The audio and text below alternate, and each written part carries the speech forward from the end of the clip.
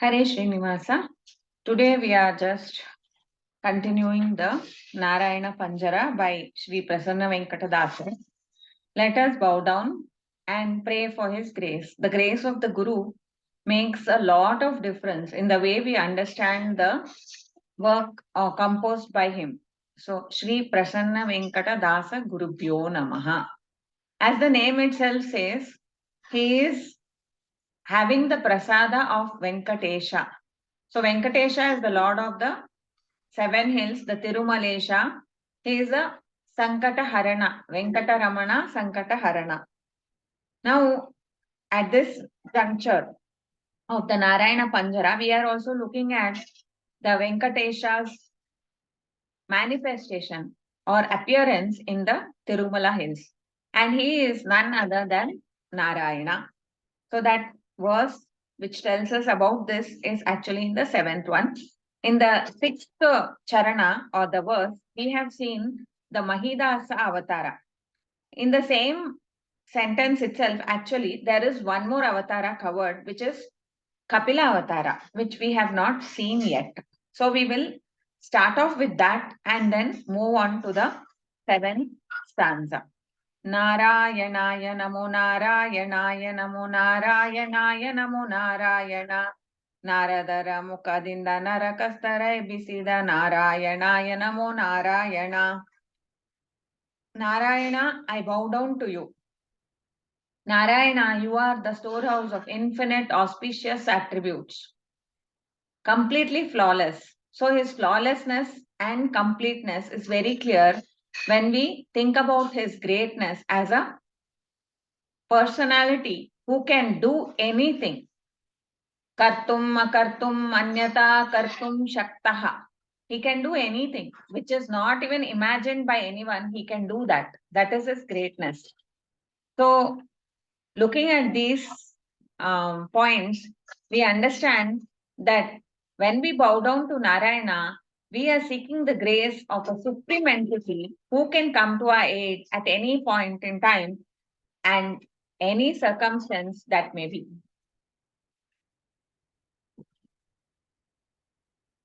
So here, Mahidasanagi Taige Tatvavanu Pelde, Narayanaya Namo Narayana. Mahidasa is the avatara which we already covered, Aitareya. Itara Devi's son, Aitareya. Itara and Vishala's son. So now Visala's son. Now we are looking at Taige Tatvavanu Pelde.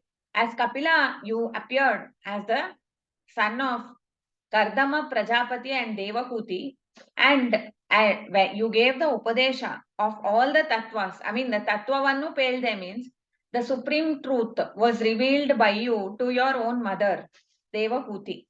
So Devahuti name itself tells who is going to bear the Lord in her stomach or the Udara. Deva means Divu Kridayam, who does everything as a Krida, as a Leela. He has no reason to do anything. Like for all the other entities in the world, there is a reason. Finally, if you don't have any reason related to your worldly attainments, the final reason is at least to obtain mukti or to get the grace of God. Paramatma has no reason at all, but he engages in action as a Leela. And that person, that Leela, Avatara, Deva, was brought forth by Devahuti, who in turn got the Upadesha of how to bear the Lord in the mind. That is the main secret of the Upasana, is Dhyana. And Dhyana is explicitly explained by Kapila to his mother. That's why he said Tattvavanu Pelide. Tattva means the truth. So the truth here would refer to the auspicious attributes of the Paramatma himself and how to reach him. That also is the truth. How do you reach Paramatma's feet? How do you please him? How do you obtain his grace? These are all things that are explained to Devahuti by her son Kapila himself. So Kapila is extolled by Vijayadasaru as Kapila, Kapila, Kapila ಎಂದು ಪ್ರಾತಃ ಕಾಲದಲ್ಲಿದ್ದು ಸಪುತ ಸಾರಿಗೆ ನುಡಿದ ಮಾನವನಿಗೆ ಅಪಜಯ ಮೊದಲಾದ ದೋಷಗಳಿಲ್ಲ ಅಂತ. So he is telling, Vijayadasaru is telling about Kapilavatara. One great significance is that those who chant Kapila, Kapila, Kapila in the early morning hours is a precious time for dhyana. So a person who is chanting Kapilavatara in the morning, that means he is tuned to dhyana.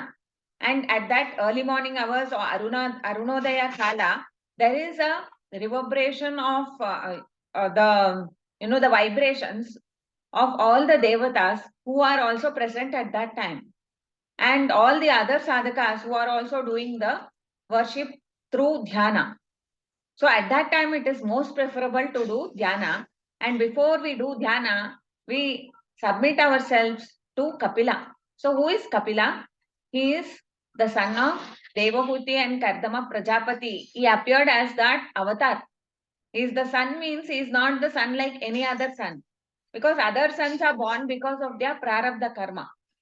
Paramatma is born as an avatar. As a Leela, he is born there to do the Upadesha through Devahuti to the entire world. Kam pibati lati iti Kapilaha. Kam means Sukam. So he is continuously in bliss. And whoever worships him, whoever contemplates on him, also obtains bliss through his grace, Kapila. So we can see here Kapila Kapila ಎಂದು ಸಪುತ ಸಾರಿಗೆಯಲ್ಲಿ ನುಡಿದ ಪ್ರಾತಃ ಕಾಲದೊಳೆದ್ದು ನುಡಿದ, whoever wakes up early and then uses the sapta swaras, means to tune yourself, to tune your mind to the sapta swaras and the sapta samas, which are Paramatma's rupas in the sapta swaras, and completely intoxicated with that meanings, with the wonderful attributes of Paramatma, if a person were to chant, then he will never have apajaya modalada doshagalilla. Apajaya means to have a loss in some form or the other. Opposite of victory is apajaya. So why would anyone have a loss? When they have a desire to achieve a certain thing and they don't achieve it, that time it becomes a loss. But those who chant Kapila in the morning, those who think and contemplate on him, will never face such a problem in their life. That is, they won't have to confront any kind of loss. Because the question of loss comes for one who has a desire to do something and achieve something. Whereas for a person who has the only desire to please Paramatma, that person will never have a loss, because he would be successful in pleasing the Lord by his mere thought itself. Any action can be used to please Paramatma. There is no particular action. An action is something which you do with your body, with your mental functions and your speech.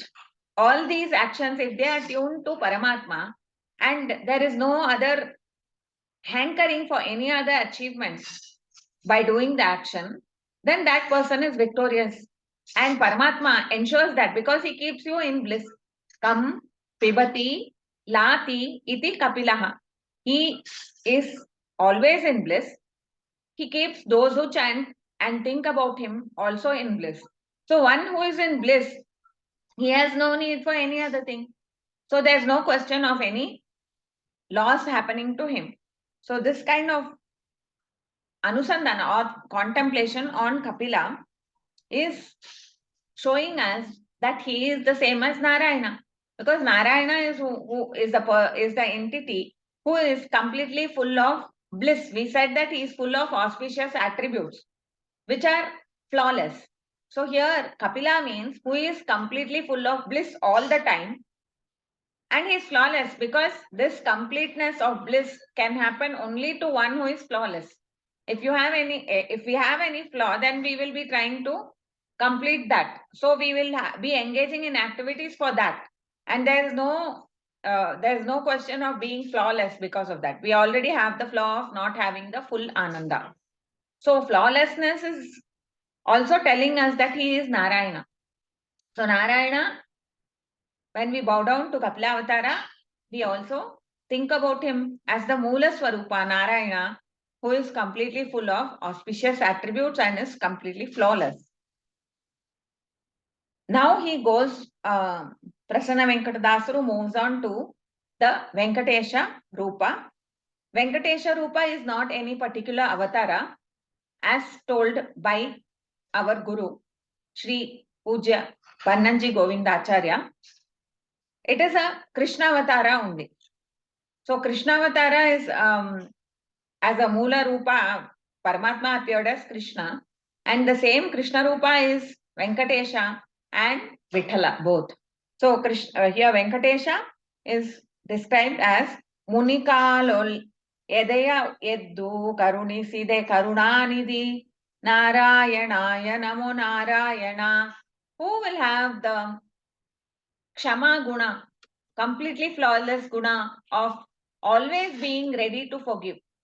That is Narayana, he says. Because this one is very well described by Vadirajaru in his song Srinivasa Kalyana. Sriyarellaru bannire Srinivasna padige.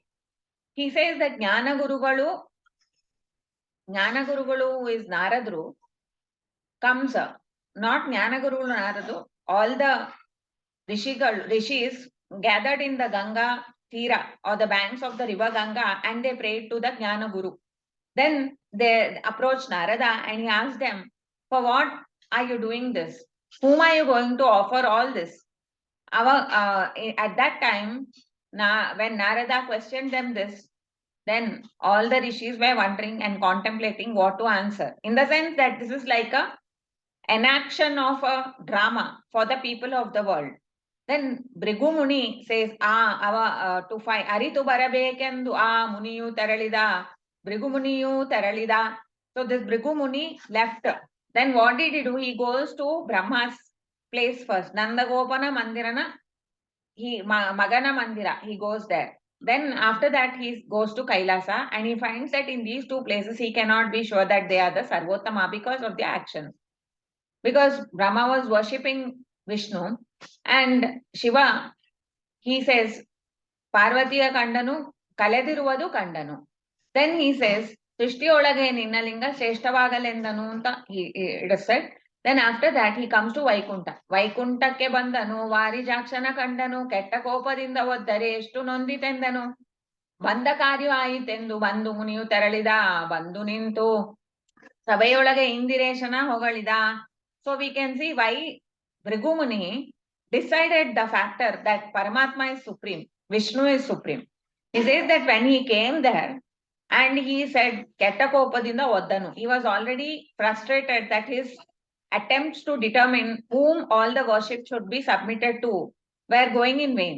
He was in a frustrated mood and he kicked the chest of Paramatma. But Paramatma said he stood up from his seat on Shesha and he told Bhrigu Muni, my God, your leg must be hurting. You have hurt your leg by touching it to my chest, which is very hard. You know, Paramatma's every anga is mrudu. Every anga is really soft. Every anga is like a softest of the soft petals. But he is so humble. He tells Bhrigu, your foot must be hurting. Come on, let me wash it with warm water and give you some relief. After hearing this, Bhrigu was in complete humility. He decided, oh, this must be the greatest of the great. Who can forgive a person who has hit him on the chest? No one can, when there's no need to that too. So that is the main thing that we have to see. Whether you need it or not. Sometimes we tolerate things because we have no other choice. But Paramatma has all the choice in the world, yet he forgave Bhrigu Muni immediately and he asked him to take a seat. So this Narayana is completely full of auspicious attributes. Muni Vengala Areyage Pada Sonki Ettidayo Narayanaya Namo Narayana. Now he is talking about the Ahalya Shapa Vimochana. In the next few verses also, the greatness of Rama Avatara is told. So Muni Vengala, Muni is Gautama Muni and his wife was Ahalya, and Ahalya had a there was one kind of affair with whom she should not be having the relationship. It happened so that it happened. So, because Indra appeared as the Rishi himself in the wee hours of the early morning, and she had to go with him.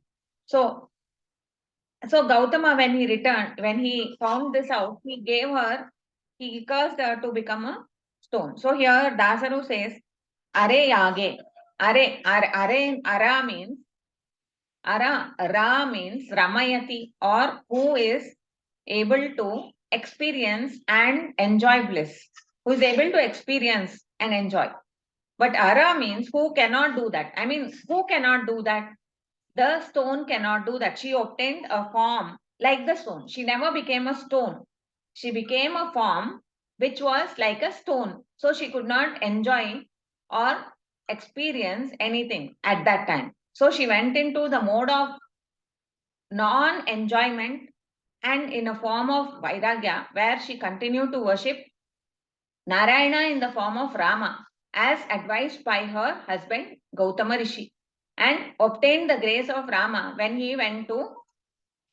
accompanied Vishwamitra to the yaga en route. Somewhere he met Ahalya as a stone, and when he touched his feet to that stone, she turned back into the woman that she was. She never became a stone.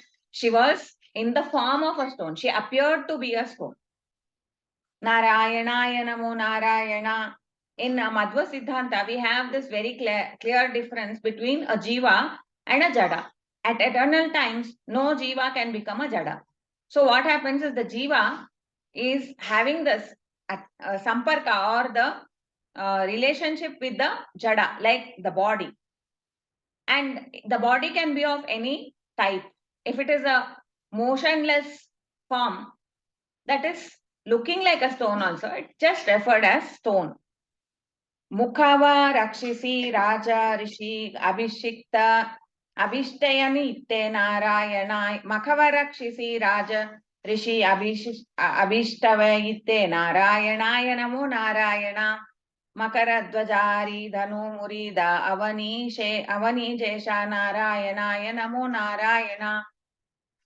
So he is saying, me, you have Makhava Rakshisi. Makha means Yajna. So when Vishwamitra came and approached Dasharatha with the intention of asking Rama, Dasharatha first offered his own services, but Vishwamitra told that this yaga or this yajna can be protected only by the Lord himself, only by Ramachandra. And you don't even have to worry about Rama's safety. He is complete in himself, so he will find out the right method to annihilate these evil forces. And he took him along with him. So Vishwamitra's abhishta was to take Rama with him and to have the protection of Rama in performing and completing the yajna. And that happened as Rama went with him, and he annihilated all the evil forces that came at that time. Narayanaya Namo Narayana. Then Makaradvaja Aridhanu Muridanu Avanijesha. Then he went to Janaka's kingdom and he broke the bow that was kept as the target for anyone who wanted Sita's hand. Vishwamitra, with the knowledge that Sita was to wed Rama, took him to Janaka's Sabha, and there he wed Sita. Shiva's Danu was broken and he was given Sita in marriage. Narayanaya Namo Narayana. So here we see that Rama is acknowledged as Rama. Rama is Narayana himself. Shubhakapi Shage Abhayavan Itte Kai Pidide Narayanaya Namo Narayana. Shubhakanta Nanjikeya Hanuma Helalu Kalede Narayanaya Namo Narayana. So Shubha Kapishage Abhayavaravan Ittu Kai Pidide. We see that in the Kishkinda Kanda, Rama and Lakshmana, they approached the Kishkinda area where Hanuman spotted them first along with Sugriva. And Sugriva was in exile. He was worried what will happen to himself because Vali was at his throat only. He wanted to kill Sugriva. So Sugriva needed the protection of some supreme power, and it was obtained because Hanuma pointed out that Rama must be someone totally unique. So they went, approached him, and they told him about their problems. Then Ramachandra assured him that he will see that Sugriva is removed. I mean, Sugriva's troubles are all dissipated. And that is what happened. Shubha Kapishage. So here Shubha Kapisha is Sugriva, and he gave him Abhaya. Abhaya means the state of fearlessness. He was in fear of Vali. And by doing the Samhara of Vali, he gave him the state of fearlessness. And this is what he gives to everyone who can become like Sugriva. What was Sugriva's uniqueness? That he achieved the Abhaya by the grace of Rama. His uniqueness was that he had the counsel of Hanuman. He had the counsel of Mukhya Prana Avatara named Hanuman. So, as Hanuman advised, so he did. The same way, whoever is seeking the grace of Hanuman, whoever is seeking the grace of Bhima and Madhva, Hanuma, Bhima, Madhva, Munigala, Sevayu, Januma, Janumadali, Yanagirali. This is prayed for by the Dasas. The Vyasaraja Mat Yati, Prasanna Tirtha, has composed this song. Januma, Janumadali, Yanagirali, Shri Hanuma, Bhima, Madhva, Muniya, Sevayu. So because this seva ensures that you will be on the right path. So the right path is one which brings you abhaya, fearlessness, which brings you victory. Abhaya itself is a state of victory only. So Shubha Kapishage abhayavanitte kaipidide. You held his hand means you became friends with him. And that Narayana, I bow down to you. See, he has no need to go and join hands with Sugriva, who is already having no kingdom. He has no forces with him. He is only exiled in the forest. Why should Rama go and become friends with him? Rama could have gone and approached Vali himself. No, Vali was such a big king and he had lot of forces with him. He was equal and more than Ravana in valor and such a great king, and who was also a devotee of Narayana himself. So he would have easily been able to get all the strength and power that he needed if he wanted. But the reason that he did not do it is the circumstances had decided whose favor Rama has to be. Because Rama is in the favor of those who are with Hanuman. Hanuman is the one who decides the factor. Because Purandar Das also sings this, that Hanumana matave Ramana mata, Ramana matave Hanumana mata. Hanumana matave Ramana mata. Because Rama Hariya mata. Hanumana matave Hariya mata, Hariya matave Hanumana mata.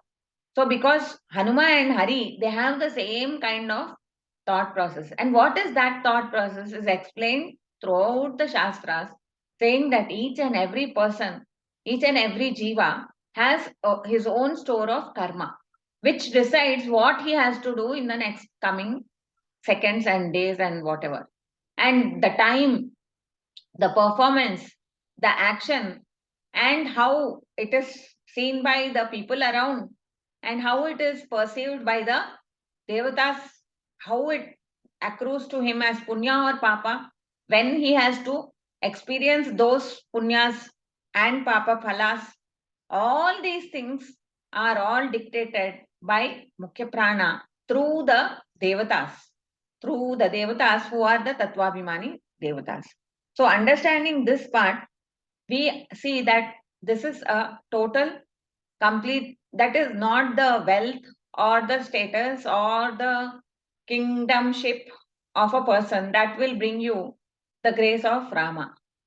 He has come to Sugriva. So what was the deciding factor? Sugriva was in the right mode at that time and he was with Hanuman.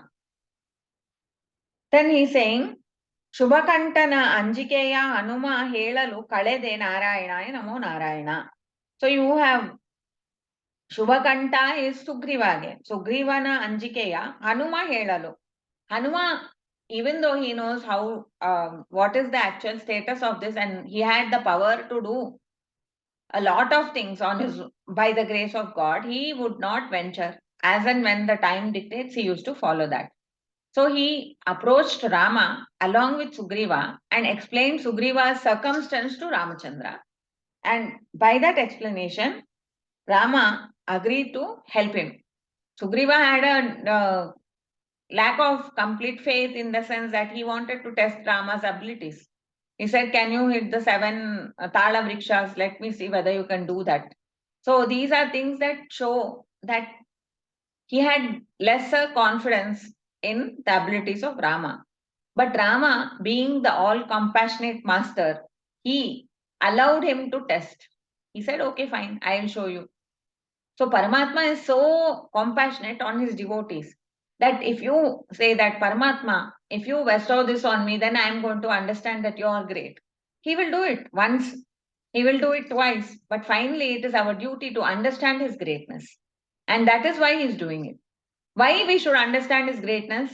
In order to praise him. By praising him, does he obtain anything? He doesn't obtain anything, because if he had to obtain, he would not be the completely auspicious attributes, full of completely auspicious attributes. If there's something lacking which he wanted to obtain, then this definition of Narayana would not be for him. So if that definition of Narayana which is told in the Vedas is true, then why should he do this? Why should he bestow so that we can praise him? Is a question that everyone has. So here we have to understand that Paramatma is the Bimbarupa of everyone. Bimbarupa means who controls, who is the inner controller. And what does the inner controller do? He controls what you have to do. So then how do I have any say in that? So this Jagannath Dasuru says nothing. You just have to contemplate on his auspicious attributes and you will be blessed to remove all the negative attributes that are clouding your sight, that are clouding your swarup or your own innate jnana. So by contemplating every small attribute in detail, there's no small attribute, but small when I'm saying that is a small word which describes him. Anagha. Anagha means who has no flaws. Once you contemplate on Narayana, who is inside you as the inner controller, who is flawless, then what you have to do? Everything that he is doing is flawless. So everything that is being making you to do has to become flawless by his grace. How will it become flawless? When that karma fails to bind you, it becomes flawless.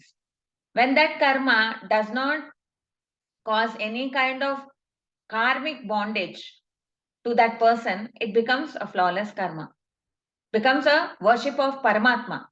The flawlessness starts, it is a path to achieve Paramatma's grace. So just by not having karmic bondage, it's not going to work. When you think about Anagha, you're thinking about that Supreme Lord who is flawless. So first you reach a state of a flawlessness without karmic bondage for that karma, and also that karma is pleasing to the Lord because you have followed what he has to do. Finally, this whole world is designed to relieve the karmic bondages of the eligible souls. So that progress is going to happen slow by slow. And so the auspicious attributes have to be contemplated on continuously with Vishnu as the Antaryami, and also that he is in the entire world filled in all the spaces, all the shabdas and everywhere. So with this contemplation of Narayana and the Chintana what Jagannath Dasaru has given us, that he said that Sadgunava Kadavara Agava Kadivanu Anaga Nentenisi. So thinking about that, if we think about his auspiciousness, we get relieved of our flaws. So we do the samarpana of this contemplation to the Guru Antargata Paramatma. Sri Guru Antargata Bharati Ramana Mukhya Prana Antargata Sri Lakshmi Narayana Preranya Lakshmi Narayana Prityartham Sri Krishnarpanamastu. Hare Srinivasa.